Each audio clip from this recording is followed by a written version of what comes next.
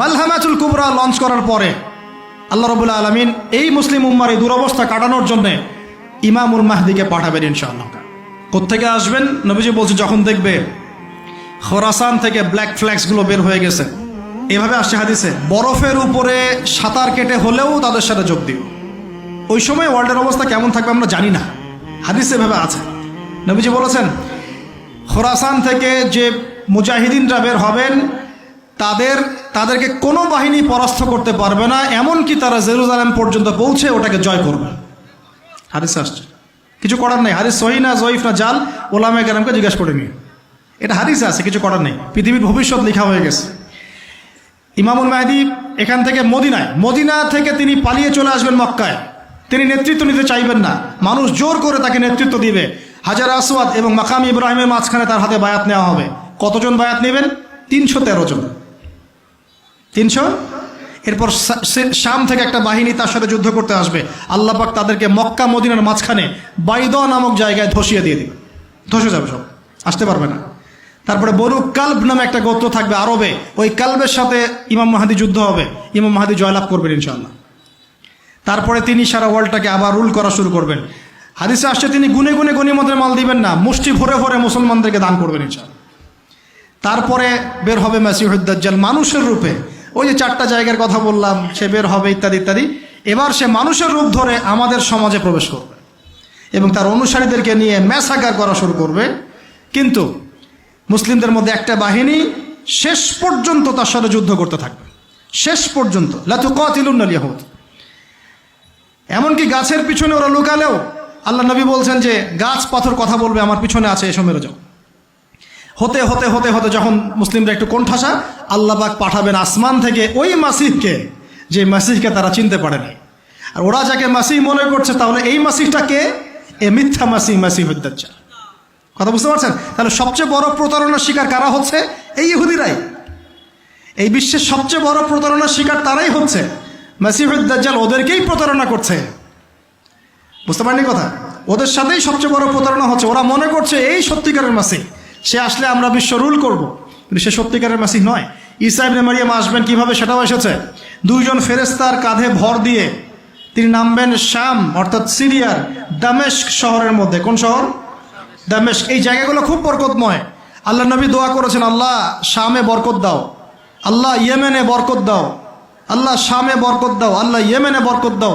আর মুসলমানরা বলছিল, আল্লাহ রসুল আমাদের নাজদেও বরকত দিতে বলেন, আমাদের নাজদেও বরকত দিতে বলেন। আল্লাহ নবী বলছেন যে নাজদে বরকত না, বরং ওখান থেকে ভূমিকম্প বের হবে, ওখান থেকে শয়তানের শিং বের হবে। চিন্তা করেন, ওই যে বললাম নাজদিরা তুর্কিদের বিরুদ্ধে যুদ্ধ করেছিল, অটোম্যান এম্পায়ারের বিরুদ্ধে যুদ্ধ করেছে ব্রিটেনের সাথে হাত মিলিয়ে। ওরাই এখন সারা বিশ্বে, বাংলাদেশে এদের লেসপেন্সার আছে বহুত, বাংলাদেশে এদের বহুত লেসপেন্সার আছে। তারা বলে, ওই যে দেখবেন যে যখনই আমরা এগুলো নিয়ে আপনাদেরকে সচেতন করতে চাই, মানে এরা তো খারাজি হয়ে গেছে, উগ্র হয়ে গেছে, এই হয়ে গেছে, সেই হয়ে গেছে, এভাবে করে গভর্নমেন্ট প্রশাসন সবার কাছে আমাদেরকে বিতর্কিত করার চেষ্টা করে। অথচ আমরা কি কারো শত্রু?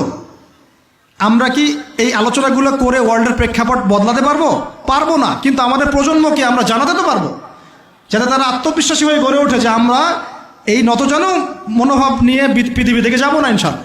আমরা পৃথিবী থেকে মাথা উঁচু করেই যাবো ইনশাআল্লাহ। মুসলিমদের হাতেই বিশ্বের বিজয় লেখা আছে, আস্তে আস্তে বিশ্ব ওদিকে যাবে, এটা তো ওদেরকে জানতে হবে। আমরা ওদেরকে জানাচ্ছি মাত্র। তো নাশ থেকে বের হবে শয়তানের শিং, এটা বলা হয়েছে। যাই হোক, এখন ঈসা ইবনে মারিয়াম আসবেন এই সিরিয়ার দামেস্ক, চুল দিয়ে টপ টপ করে পানি পড়তে থাকবে, মুক্তা ঝরছে এরকম পানি। তার নিঃশ্বাস যতদূর পর্যন্ত যাবে ততদূর পর্যন্ত কাফেররা মরতে থাকবে। সুবহানাল্লাহ। এমনকি তিনি খুঁজতে খুঁজতে দাজ্জাল পর্যন্ত আসবেন। দেখবেন যে মুসলিমদেরকে অবরুদ্ধ করে রাখা হয়েছে, বলবেন দরজা খুলে দাও, নামাজের ওয়াক্ত হবে, আজান দেওয়া হবে, ফজরের ওয়াক্ত। ভাই, আমরা যদি ফজর মিস করি, আমরা আসলে ওই বাহিনীতে যোগ দিতে পারবো না, বেঁচে থাকলেও জানি না আমরা অত বছর থাকবো কিনা পৃথিবীতে, আল্লাহই ভালো জানেন, এটা আমরা জানি না। কিন্তু এই বিজয়ে সুবহে সাদিকের সময় লেখা আছে, আজান হয়ে যাবে, ইমামুল মাহদি তাকে বলবেন ইমামতি করুন আপনি। ঈসা ইবনে মারিয়াম বলবেন না, এই উম্মতের জন্য ইমামতির অধিকার দেয়া হয়েছে। বলেন সুবহানাল্লাহ। তিনি ইমামতি করবেন না, বরং মুক্তাদি হবেন। দরজা খুলে দাও, নামাজ শেষে দরজা খুলে দেওয়া হবে। দাজ্জালকে খুঁজতে খুঁজতে খুঁজতে এই প্যালেস্টাইন, এই জেরুজালেমের বাবে লুদ নামক জায়গায় তিনি পৌঁছাবেন। সেখানে দেখবেন মাসিহুদ দাজ্জাল আছে। দাজ্জাল তাকে দেখার সাথে সাথেই লবণের মতো গলতে শুরু করবে এবং সেখানে তিনি তাকে হত্যা করবেন। একজন একজন করে এই সন্ত্রাসী যারা এখন এই নিরীহ মানুষদেরকে হত্যা করছে, এদেরকে হত্যা করা হবে একজন একজন করে, একজনকে ছাড়া হবে না। আমি জন্য বলছি, মন থেকে বলছি, এই যে এক একটা আমাদের বাচ্চা, আমার এক একটা বাচ্চা রক্তের প্রতিশোধ নেওয়া হবে ইনশাআল্লাহ। আমাদের এক একটা বোনের ইজ্জতের প্রতিশোধ নেওয়া হবে ইনশাআল্লাহ। এক একজন ভাইকে যে বুলেট ছোড়া হয়েছে এর প্রতিশোধ নেওয়া হবেই হবে ইনশাআল্লাহ। কে নেবেন? ওই যে বললাম, আপনি পারছেন না, আপনি হয়তো বলছেন দোয়া করছেন এতটুকু পর্যন্তই। ইনশাআল্লাহ তাআলা আল মাহদি আর ঈসা ইবনে মারিয়াম সেটা করে দেখাবেন ইনশাআল্লাহ। তারপরে সেখান থেকে তিনি ইসলামী খেলাফা রিস্টোর করবেন। 40 বছর তিনি পুরো বিশ্বকে শাসন করবেন। কত বছর? তখন অবস্থায় এত সুখ সমৃদ্ধির হবে, একটা ডালিমের খোসার নিচে একটা পরিবার আশ্রয় নিতে পারবে। একটা ডালিম দেখেছেন কতটুকু? এটা বড় হবে, বড়, এর নিচে আপনি ঢুকতে পারবেন, এত বড় ফল হবে, উর্বর হবে মাটি, সবুজ শ্যামল, বৃষ্টিপাত বেশি হবে, এগুলো হতে থাকবে। এর মাঝখানে আবার ইয়াজুজ মাজুজ বের হবে। ইয়াজুজ মাজুজ বের হওয়ার পরে পৃথিবী ম্যাসাকার করবে। তারা এমনভাবে পৃথিবীতে ম্যাসাকার করবে যে ঈসা আলাইহিস সালাম এবং তার অনুসারীরা তুর পাহাড়ে গিয়ে লুকাবেন, আত্মগোপন করবেন এবং তাবারিয়া হ্রদের পানি তারা খেয়ে ফেলবে। পরের দল এসে বলবে কোনো এক সময় মনে হয় এখানে পানি ছিল, মানে পানি সব খেয়ে সাবার করে ফেলবে। কথা বুঝতে পারছেন? ঈসা আলাইহিস সালাম দোয়া করবেন, আল্লাহ এই আযাব থেকে আমাদেরকে তুমি বাঁচাও। আল্লাহ পাক তখন তাদের ঘাড়ের মধ্যে একটা ভাইরাস দিয়ে দিবেন, ভাইরাস। এগুলো রূপকথা মনে হচ্ছে না অনেকের কাছে, এগুলো সত্য, হাদিসে আসছে, একটা একটা শব্দ সত্য। এরপর 40 বছর এভাবে চলে যাবে, ঈসা আলাইহিস সালাম ইন্তেকাল হবে। তারপরে হাদিসে আসছে মানুষ আবারও খারাপ হওয়া শুরু করবে। এত খারাপ হবে, এত জঘন্য হবে যে আল্লাহ শব্দটা বলার মতো একটা মানুষ আর পৃথিবীতে থাকবে না।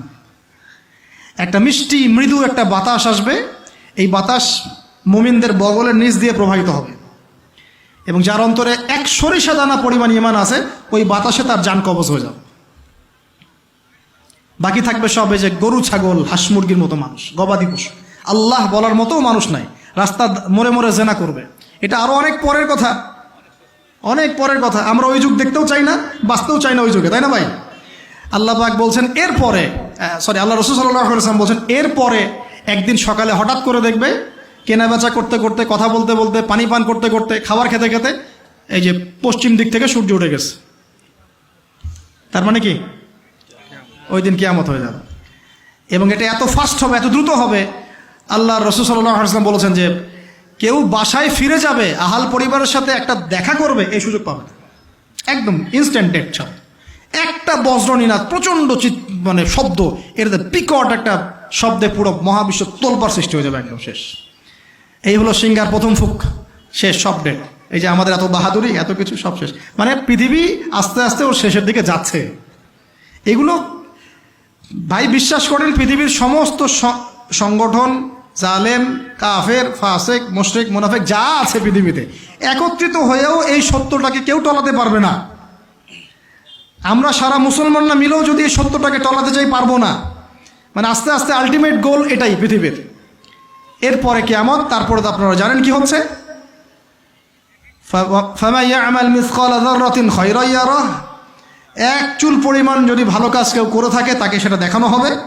ওয়া মান ইয়া'মাল মিসকালা যাররাতিন শাররান ইয়ারাহ, এক চুল পরিমাণ খারাপ কাজ আমরা কেউ করে থাকলে দেখানো হবে।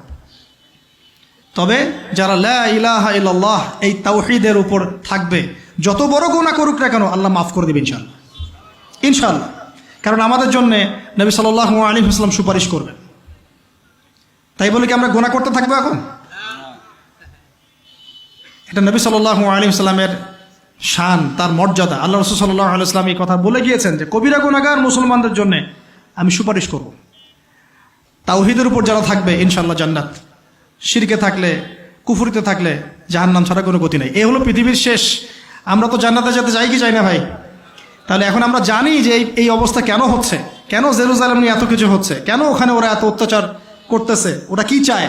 ওরা চায় এই জায়গা শুধু না, পুরা হোলি ল্যান্ডটা দখল করতে চায়। তারা দাজ্জালের জন্য মঞ্চ প্রস্তুত করতে চায়, সোজা কথা। তারা মুসলিমদেরকে সেখান থেকে বের করে দিয়ে ওই জায়গাটা একটা দাজ্জালীয় স্টেট কায়েম করতে চায়, সেখান থেকেই মাসিহুদ দাজ্জাল বিশ্বকে নেতৃত্ব দিবে, এমনটা আসতেছে ভবিষ্যতে। তবে সেই নেতৃত্ব, সেই রাজত্ব, সেই ক্ষমতা চিরস্থায়ী হবে না। মুসলিমরা আবার জেগে উঠবে ইনশাআল্লাহ।